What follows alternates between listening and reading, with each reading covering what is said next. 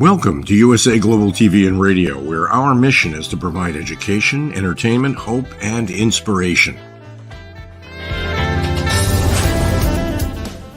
USA Global TV and Radio connects you with experts and audiences all around the world every single day to help you succeed in business and to live a richer life. Visit us at usaglobaltv.com to learn about career and life-changing training and mentoring programs like the Listening Mentor. Subscribe to our newsletter to stay informed about our special programs and offers. Discover how you can become a guest on one of our shows or a host or producer of a USA Global TV and Radio show of your very own. That's USA Global TV and Radio, where the doctor is always in.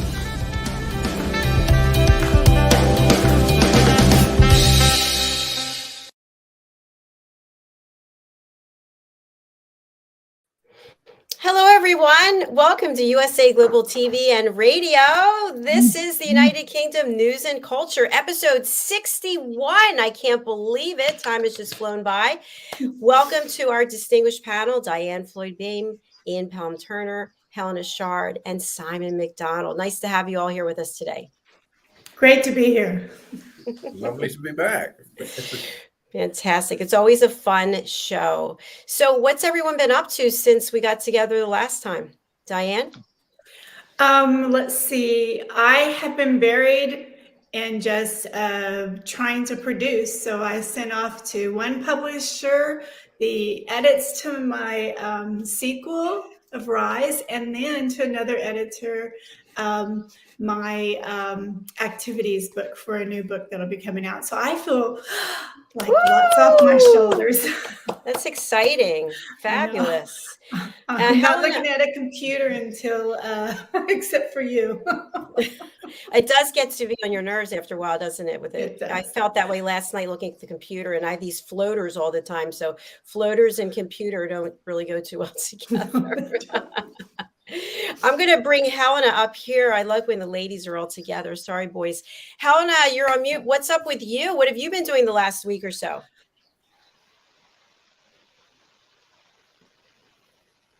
There yeah. Hi. So I've been working. I've been doing lots of helping, in fact. I've been helping a friend move. I've been helping my mum, and obviously we've had Mother's Day. So cooking for mum and just talking wonderful stories of the past and all the little things that have happened as I've grown up. And so, yeah, it was really lovely just catching up. I think it's really important that when your parents are getting older, if you're lucky enough to have your parents around, is to sort of interview them, isn't it? And just find out about little intricacies of their lives that maybe haven't been discussed, because when you don't have them anymore, you know. So that's a lot of things I've been thinking about. And I'm very excited to say the weather is slightly changing here, which is lovely. So it's feeling a little bit more springy, although a bit damp. So I am. Wait, Helena. Sorry, can't help but laugh. We just got the doom and gloom report from Ian. So are you two in the same approximate location? Well, look, I tell you what, I'm actually really quite hardy. So I go for my walks and I'll be out in the rain and all weathers. I'm not saying Ian's not, or maybe I am, I don't know. No, but so I like all weathers, but it's certainly not as cold as it was, I think. So I'm excited to just get out in the garden and try and rewild. You know, I think we're going through this time in the UK and maybe everywhere where everyone's trying to make their gardens. My garden looks like a mudslide actually, but I'm trying to get it together and to rewild so we can, keep our world going as such. And also it's lovely to just have wildflowers everywhere. So yeah, that's what I've been doing, a lot of thinking, which is really important. I think we're also always on the go, aren't we? Running. And you sort of take that step back and think, gosh, give it a bit of me time, a bit of everyone time. So that's me. I better stop. I'm on a roll. I love the positive energy and perspective. Yes. And speaking of positive, let's go over to Ian. Well, listening to Helena was just saying, I think I probably need to clean my windows or something, because it's quite dark here this afternoon. Yeah. Well, there you go. Helena, I have to say, loves all weather, and I always used to call Helena my sundial. Oh, That's sweet. Wherever she was, and if we were sat together, I would have to move round as she moved round to follow the sun in any direction. Outside as well. Helena loves the sunshine, and don't we all? So I think this week, it's been a busy week. There's a lot of conversations going on, a lot of projects being talked about at the moment, and which I hope we will all get involved in over the next few months. And I think the reality this week is there's a lot of opportunities coming forward now. How they transpire into actual business or potential moving forward, I don't know yet, but at least there's a lot of aspirations again in Britain, and that, for goodness sake, is going to be one of the best messages coming out of Britain right now. great. You're fantastic. Thank you for sharing that. Over to Simon. Well, the sun is shining. Yes, We can see it actually.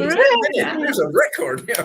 Wow. Yes, the Yeah, sun is that's shining it. here. It's actually sort of tepidly warm, and the rain stopped this morning. It was actually hammering down on the roof of the house last night, kept me awake for a while, but it sort of got that out the way.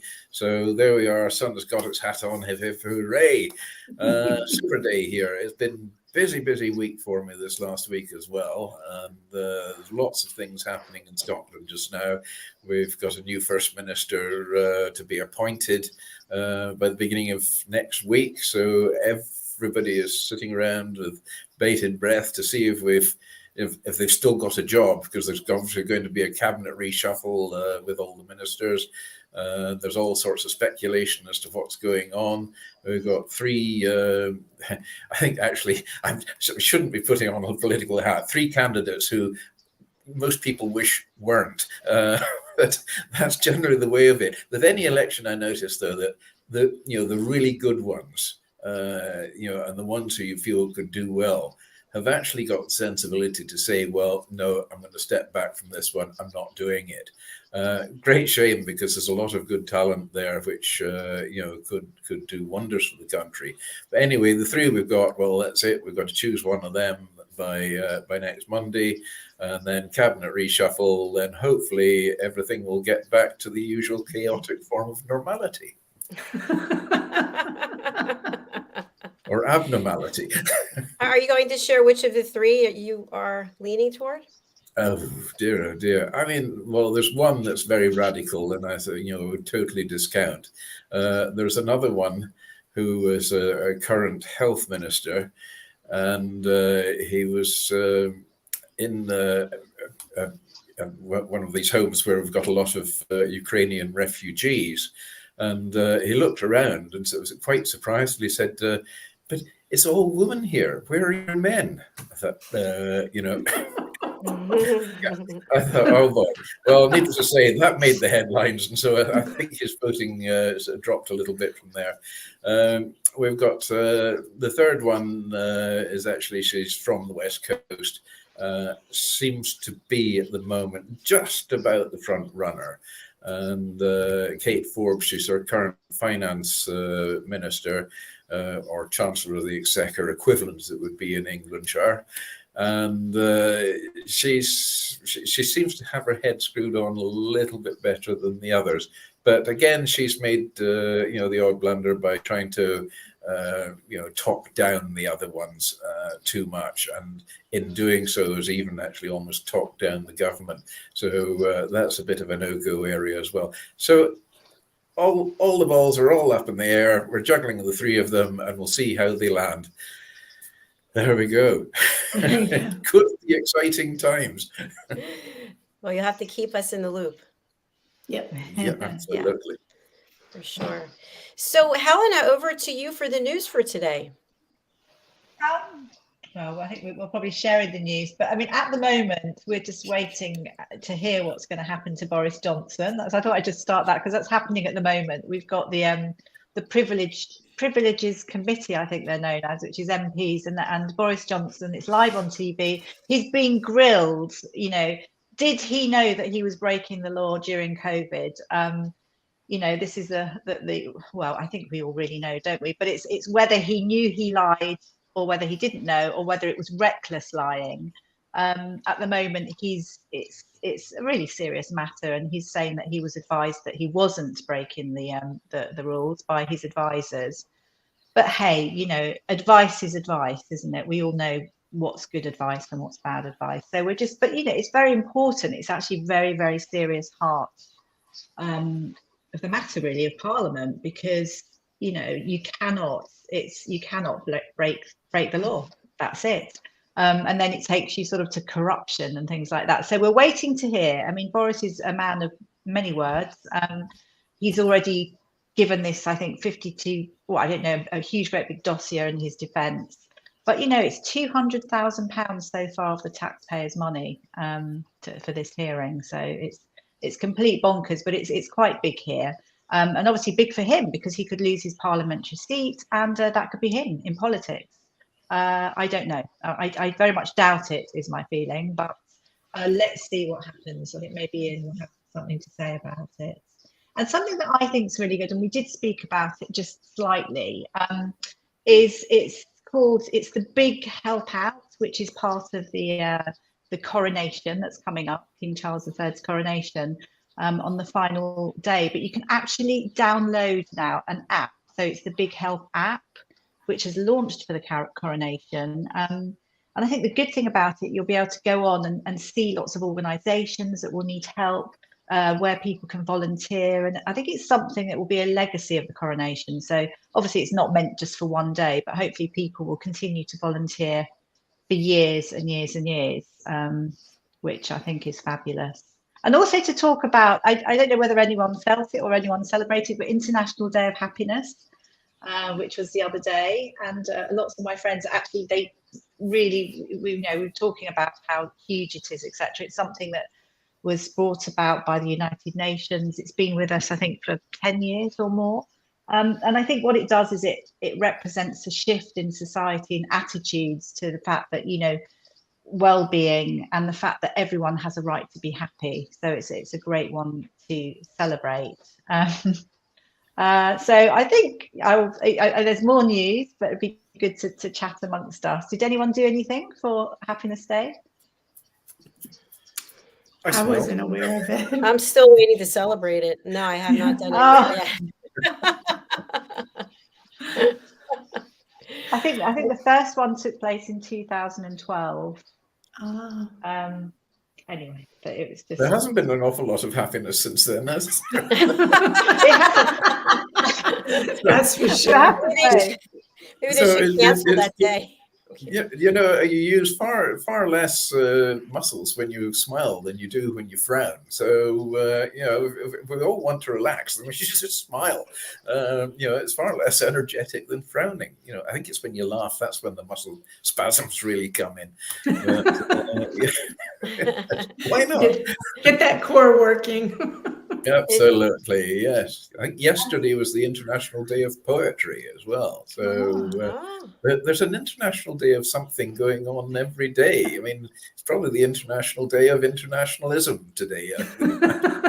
Yeah, I remember I was doing a show on another channel, and my co-host and I would do this morning coffee thing, and every time he had a whole list of holidays that are celebrated, that every day there's different holidays. I mean, it could be National Crayon Day, it could be, you know, National Hairspray Day, but every day there are holidays that people can celebrate. So all you have to do is Google them and they'll come up. I think some of them are a little bit silly. Some of them are silly, but some of them are great. Some of them are really worth their souls, which is good. Actually, do you know the happiest country to live, I think, is Finland. And it's been voted every year, I think, for 6 years, just because as a country, everyone really looks after each other. There's no corruption, you know, there's complete, you know, reference politics, etc. It's transparent. and everyone respects each other. Wouldn't it be great if the whole world was like that? Alas, Yes, it would. Absolutely. corruption's everywhere. It would be a very interesting place indeed. Yeah. Also, there's something else that I found quite funny, which I didn't know, but the Tower of London, which is beautiful. I don't know if everyone's been to the Tower of London. It's where all the royal jewels are held, etc. But it's obviously it's been around for about 1,000 years, and it's been host for so many different things. So it's actually been a torture chamber, it's been the Royal Mint, it's been a zoo, home to the royal heads of state, and one of the things to do with the coronation, and it's always been tradition, is that King Charles, they were talking about, is he actually going to go and stay there at the Tower of London prior to the coronation? Because it was tradition basically to then travel from the Tower of London, off to the coronation at Westminster Abbey. But he's not going to do that, which is not surprising. I don't know if you've been there. It's actually beautiful. There's a huge amount that takes place there. And from a tourist destination, is a fabulous place to go and see. And I think as from last year, they also had the London Super Bloom, which is the natural landscape now, which is in the moat area, which used to years and years ago be full of water. But I would think now spring's coming, it's going to suddenly spring up with lovely spring flowers. So it's going to be beautiful. But there you go. So pleased to know that he wasn't going to do that. But thinking about it, it's coronation. I mean, obviously it was Queen Elizabeth last, 70 years ago. So we're talking about years and years ago, aren't we? So, but just a little bit of history there. Well, that's it. I mean, the Tower of London, that's where they used to send all the naughty people before they were being beheaded and so on. So, Charles probably couldn't get in there because there's a room reserved for Boris Johnson.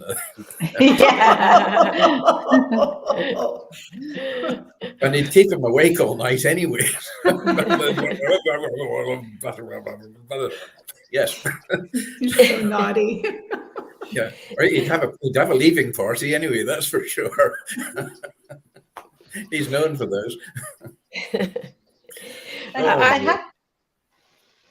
Go ahead, Ian. I was just going to say. Oh, sorry, Ian. Were you going to say something? No, I was just going to say there was a myth at the Tower of London as well. Basically, the Tower of London has ravens. And it is always said that if the ravens ever leave London, the world will collapse. And so they always make sure that I think there's something like about 5 or 6 ravens, and there's actually a raven keeper at the Tower of London as well, just to ensure that ravens are always there, black ravens. And it's one of those sort of historic stories. Another major story it's where the 2 princes that were apparently killed to stop them becoming kings of England and Scotland were actually buried in a wall of one of the parts of the ramparts as well. And so it has a lot of history behind it, and probably one of the most famous, and Simon was talking about, the criminal elements. We had a very, very famous set of twins called the Cray twins. And the Cray twins were the last twins to be imprisoned in the Tower of London in the late 1940s. So there's another bit of paraphernalia from the Tower of London. There you go. I presume just now the ravens, they're having to nail their feet to the ground because the state the world's in just now. Anything to keep them there, keep the world from falling apart. That's funny. I have some news about London. It's totally unrelated and really self-serving, but I'm going to do it anyway. I'm going to share my screen. We unexpectedly today had our new book, Lady Ella Has Afternoon Tea in London, has been released today, paperback, and you can see some of the things in the background. Anyone want to share what they are? Oh, I can see a giraffe. How about the buildings? Or behind the buildings? Oh, fabulous. I can see the big wheel. Is that Buck Pal? Sorry, my eyes are quite it's a tiny Yes, thing well, on the screen. there's the clock tower of the Oh. Palace in Westminster. Everybody calls it Big Ben, but Big Ben's actually the bell in there. You've got the London Eye. Yeah. And I thought it was Big Wheel, wasn't is that Kensington Palace we've got in the front? It's actually the British School of Excellence. Philip Sykes is hanging out in They're there. a world apart. Okay. Yes. Wow. Tower Bridge Got a there very as well. big school.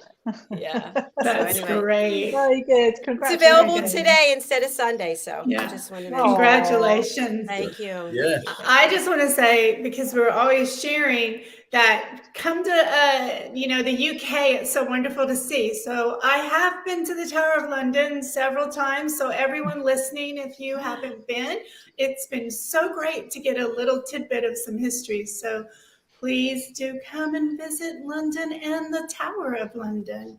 So there's my commercial. Oh, That's great. And they let you out. They let me out. The Even though Ravens didn't Sir get you. James had something to do with those princes in the tower. I'm sorry. Yeah, that was because you took along a packet of birdseed to keep the ravens happy. There you go. What are ravens most like? Crows? Vultures? Yes, they are. They're a member of the crow family. Oh. Quite big. They're big. Big wingspan? Big-ish. But they peck a lot, and they do what birds do, and you don't park your car under a raven, basically. Yeah. I know on the way to meet Ian in Orlando, Florida, I took the turnpike, and on the left is a landfill. It is enormous, of course, the smell, but they're huge, hundreds and hundreds and hundreds of birds, and they're black. And I don't know if they're ravens or vultures, or they're not the bird of paradise. I know that. So. No. But I should think they must think they're in paradise as well. Oh yes, that's right. They hit a landslide. Get it, huh? Okay. Actually, landfill. Oh, very funny. Yes, a bit like Walmart for birds. Wow! yay! Having a time. Yay, Moving Diane. on, also, just because we're on a tourism vein, I was just thinking. So I was reading up on tourism in London. Obviously, we're always wanting to promote it, and we want lots of visitors. Please come and see us. And the thing I think which was the most successful footfall, was Windsor Estate. Which I think the Crown Estate in Windsor, which attracted, this is last year, millions and millions of visitors. But for us here in London, it's the Natural History Museum, which is the most successful site of like an indoor site to visit. And that's last year. And I think this year has come tops as well, which I completely understand. And I was actually having a look on the site today, and they have like a news section which gives so much information. I found it fascinating if anyone was going to look on there, because it tells, I mean, obviously you've got wonderful things there, like, T-Rex and massive full-size structures of, I don't know, the whale, although I think the whale is taken away now. There's so much to see, but I was reading how beavers, bees and bats are now among the sort of species which are set to be it's sort of part of the rewilding scheme, and they're letting, I think it's in West London, they're putting 2 beavers. This is to sort of help with the ecosystem. Just information that I wouldn't have known, but it was, I think, really exciting. It's a lovely place to visit, a really lovely place, especially to take children. I know my nieces and nephews came over from Sweden a few years ago. We had a lovely day out at the National History Museum. So well worth a visit, everybody.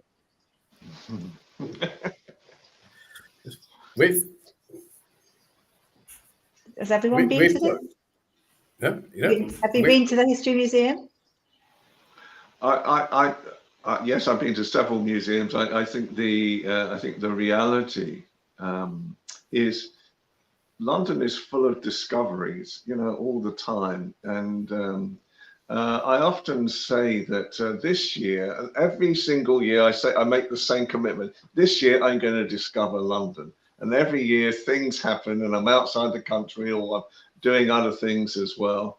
But I mean, it's 32 boroughs, 32 really villages, but large villages as well in London. And they all have their own uniqueness to them as well. They all have their own communities, their own values, their own music sometimes. And it is the most fascinating place. And I used to do a walk from on the south side of the Thames from the Houses of Parliament all the way up to the Tower Bridge. And there was this pathway that goes on for about 3 or 4 miles, and it meanders through old parts of London that is really, Dickens would have seen it in the late 19th century. It hasn't changed in that period of time at all. And so, you know, you can actually wander through London, and I think Helena's quite right as well. You can probably discover something new about London every day. Yeah, London is an amazing, exciting place. It really is. It's you know, and you're right. Every day there is something different, something new going on there. You know, I love going to London, especially because I know I'm coming back. But it is quite a big and a daunting place at first. You know, for people who go there for the first time, it's you know, it really does take your breath away. But architecturally, it's quite an extraordinary place, and it's like Edinburgh as well. I mean, Edinburgh, you've got the new town and the old town. Well, they give a sort of concept in our way of thinking in Scotland that the new town was built in the Georgian era, and that's about as new as it gets. But the old town is absolutely incredible, and you know, the old town is almost built in several tiers because they've got all sorts of passageways and walkways and so on, which date back hundreds of years, and there are many city tours that specialize in taking you through this sort of labyrinth of tunnels that go under the area called the Royal Mile. The Royal Mile stretches from Holyrood Palace all the way up to Edinburgh Castle and is just a shade over a mile long. It's a steep hill to go up. It's you know, exciting coming down there in the snow and the ice. But you know, the architecture in many of our cities is really, really quite extraordinary. Were some of those towers, I'm sorry, not tunnels, I meant, were they designed so that if the king needed to escape, he would go through a tunnel and could end up in another location? Well, in Edinburgh, you know, a cat with the tail's a tourist, so is a king. But no, this was just normal living. These passageways, there were, you know, people lived down there. It was quite bizarre. They lived there. But you know, I think Edinburgh is the area in Edinburgh which is called the Mound, which is actually where the Royal Mile is, was built on rubbish. And I think because they didn't have any sort of municipal rubbish dumps in those days, you just flung it out the window and it all piled up, and it has gradually accumulated over the centuries, and then it's been compacted, and the city planners came in and actually made a feature of it.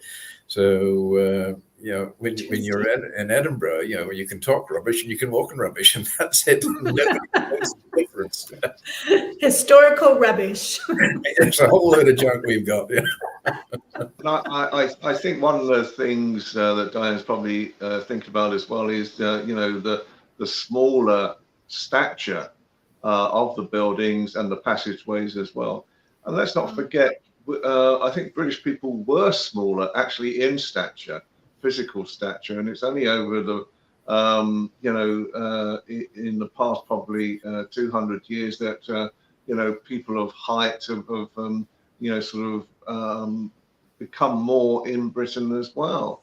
So you know, if you look at any of the sailing ships, the British sailing ships from the past, I mean, the quarters that they had were extremely tight as well, you know, under the decks. But it was okay because they weren't tall themselves as well at the same time. And I think, you know, as health has increased and things like food supplements, fats, and so forth have increased, then we've become actually sort of going that way, and probably going out that way as well at the same time. I think I think we sort of have grown to like our calories and our carbohydrates and our proteins sometimes a bit too much. A little bit of smoked salmon as well, Ian. The reality is that so yeah, I mean, things can change, dramatically, and whilst all this is going on, I'm just keeping a weather eye on what's happening to Boris Johnson today, because Boris Johnson is now up before a committee examining whether or not, as Helena was saying, whether or not he will eventually could lose his position as an MP because of what's been happening. And he made a very salient point at the start, because basically people forget that Downing Street, number 10, the whole street on the right-hand side is all linked together. It's an enclave of many, many offices. And I think there's something like about 2,000 people actually work within that sort of system as well. Mm-hmm. And what he was saying at the moment, because it's been sort of thrown to him that why didn't people, create very safe methods of,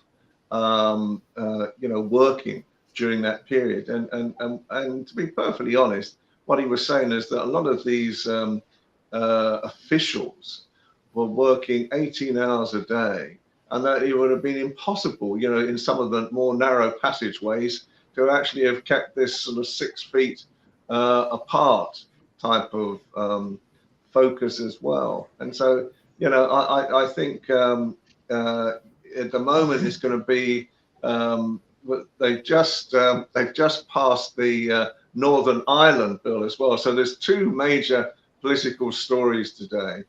One is the Northern Ireland deal, which won't happen now, although it's been passed by the Parliament, purely because the DUP, the one of the major parties in Northern Ireland, has refused to sort of work with the Sinn Féin. And so the Northern Ireland Parliament will not reconvene at the moment. And so we've got that as one story where the opposition party, the Labour Party, have had to actually sort of stay with the Conservative Party on this to pass the bill through.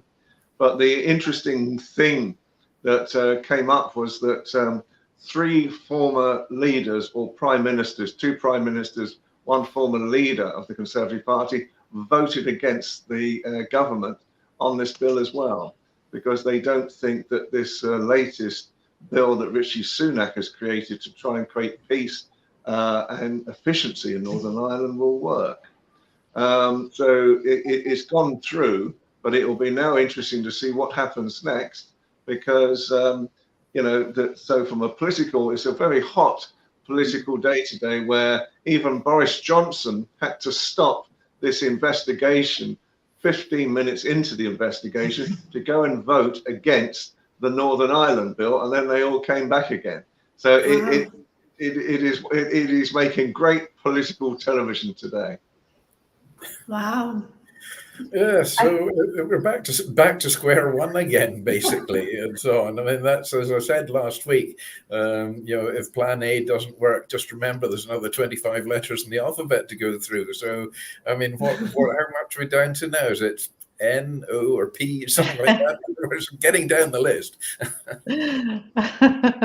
I think we've got another couple of hours, haven't we, of it as well, with Boris and the Privileges Committee. Yeah, it's 2, 3, 4, 5, 6 p.m. I think it ends, doesn't it, in UK time? Well, if he finishes on that, then they can go back to being a game show host, and he excelled in doing that. Lovely. It was great doing his hosting on Have I Got News for You? So he did a far better job of that than he did running the country. But anyway, it's as I was trying to say just now, it's 4 hours that Helena's right that Boris is going to be subject to today. And he's put up listening to it before the show started, he's put up a pretty strong defense already, because I take on board, it was such a difficult time. It was such a strange time, I think, for all of us. People like myself and Helena were one of the few areas that were allowed to actually work during COVID, during the lockdown, because we were seen as broadcasters, and so were sort of still sent out to face the quiet streets, the streets that no one was there, and actually report on things at the same time. But I think it's going to be an interesting situation as well developing, because in politics right now, there's more emphasis at the moment that there seems to be a backlash against Rishi Sunak and some of his policies that he's trying to preside over. The rate of inflation, instead of going down this month, has gone up 0.4% as well. And so that, all these things are sort of coming home to roost, that he promised he would get it down. And apparently, from what we're hearing at the moment, that we will have an inflation rate of about 2.9% by the end of this year. At the moment, it's 10.4%. And so when there's a lot of these wage negotiations going on at the moment as well, and the government is trying to get people just to agree to a 5% increase in wages. What they're trying to say is that by the end of the year, it will be a growth wage rather than a negative wage, which is seen by a lot of unions at the moment. So there's a lot going on in Britain today. Yes, indeed. I mean, it's strange. I noticed today that we now have actually two different rates of inflation. I think it's a little bit of gentle massaging in the figures there. I mean, 10.4 is the general rate of inflation, but food prices have gone up 18.6%. So make your mind up. I mean, most people, food is the thing you buy. That's the staple we all have to eat. And I would say that's the figure you really should be more looking at your cost of inflation. So 18.6 against 10.4. The government can take whichever figure they need at the time. That's true. Some of the foods have gone up complete double. And in fact, there's actually a mozzarella, I can't remember what store it is, somewhere like Lidl or something. Anyway, but it's gone up 1.5 times the price. So, I mean, it's huge, isn't it? The increase in costs. And you can't really get basic ranges now, whereas you used to be able to do that in each store. They sort of really, really put them up. Actually, that leads me on to another one. Who's good at cooking up a vegan storm? Vegan cooking. Because this is something that King Charles is looking for. And Buck Powell actually put it out, looking for somebody to cook for him. So prepare vegan meals for him, but also for staff and guests at state banquets. And apparently he is, obviously because he's a keen environmentalist, he actually avoids eating meat, fish, dairy for at least 1 day a week. But that's just for environmental reasons. So anyone want the job? Nope. No. Thank you. It's got to be fish in the diet for me every day. Need that daily fish fix.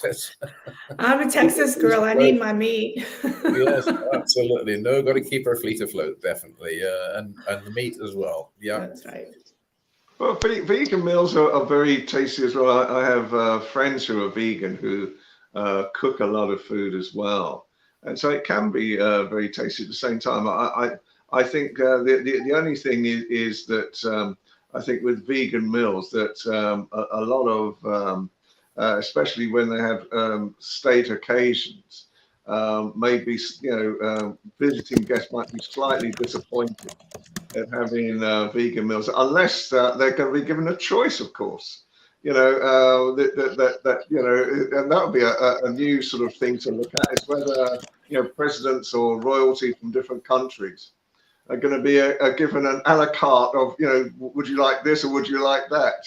That could throw the whole of a state banquet into disarray if the servers get it the wrong way around. But I wonder as well, talking about that type of thing with Helena, is as we know, it takes when there's a state banquet in Buckingham Palace, it takes 1 week to actually put the whole banquet together.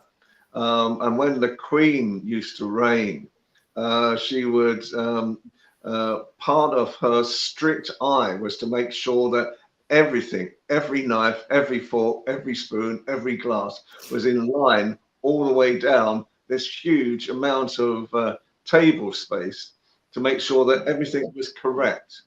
And she could see anything that was slightly out of line as well and make a comment on it. So she really used to take these state banquet occasions very seriously. What she would have thought about doing a vegan meal, I don't know, but Helena might have an idea on that as well. Helena? I was just about to say, everybody make sure you download the Big Help Out app. That's what I was about to say, because it's being launched for the coronation and so much good can come of it. Not only just good for organisations, but, feel good for all the people that are actually giving their time. I was speaking to a friend and she was saying her son had started doing something like that, and he completely changed as a person. He came back from doing good. He had lots of conversation, he was chatty, far more personable, and it's something that we all will gain from. So yes, download the Big Help app, please. Helen, I'm so glad you brought that up, because I wanted to go back to that before we close out the show. So how can people find that app? Do they just do a Google search? Yeah, I think you can do a Google search for it. I haven't got the actual direct link, but it's been launched for the coronation, so it must be easy to find. I haven't done it. I've got to download it myself. It'd be really interesting to see.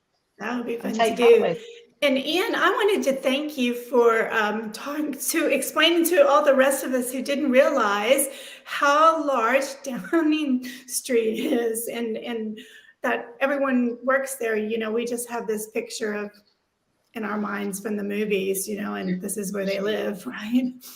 It's an amazing place. In the first floor of number 11, which is supposedly the Chancellor's building, it is a theatre, and I had to work one time with the Royal Ballet, who were doing a performance for the Chancellor at that time, or his wife, to fundraise for the Royal Ballet that particular night. And so it's a series of buildings, and of course it goes under the ground as well, into other buildings. And so it's like this really enclave of different buildings, and trying to, as I say, I take the point that during COVID, these people were working 18 hours a day.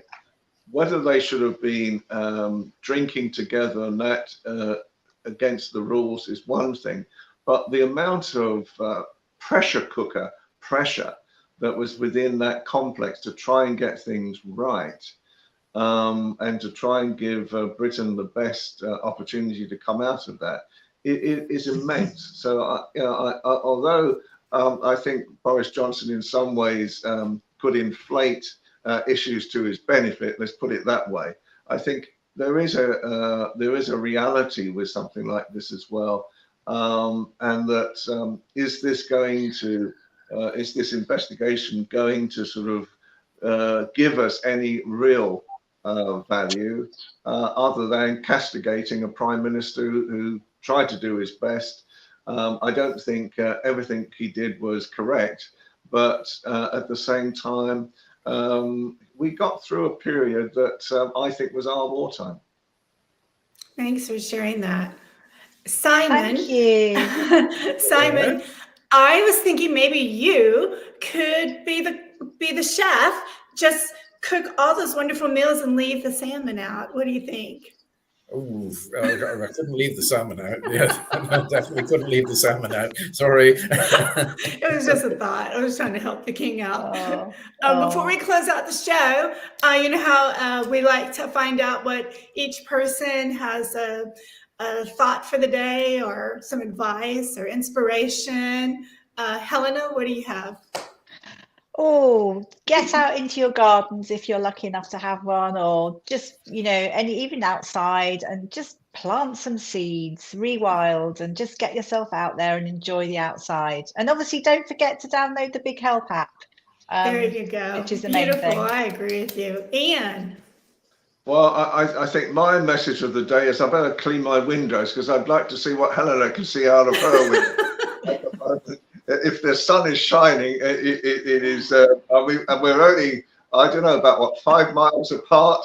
But mind you, the sun always shines on Helena. I should know this by now. So I accept it, and well, I might even pop down and see you later. There you go. Yay. Simon, what words of wisdom do you have? Well, my words of wisdom for the day are actually for you to ponder over for the rest of the week. Just please always remember that you are unique, just like everybody else. I love that. And thinking about what all we've talked about today, there's so many things, but I thought I actually looked something up today to make people laugh. And now we know there was the happiness day. So I love to eat, and I know I need to get out there and exercise, but I found this saying and I love it. And I think I'm going to go ahead and have a hamburger today, because it said, finally, my fat is gone. Now I have spring rolls. I hope that made all of y'all laugh. I loved all the news today. I know Dr. Jacalyn did, and I wish we had more time to talk about the amazing information you gave us on the Northern Ireland. I was just like, man, I'm going to go check that out, because I really find that extremely important. And I want to thank you all for being here today. It is one of my favorite days seeing all 3 of you. It's such a privilege, and I know Dr. Jacalyn feels the same, and can't wait till next week when you have more exciting news for us. So thank you so, so much, and I'll see you guys real soon. Have a great day. Bye. Bye. Bye.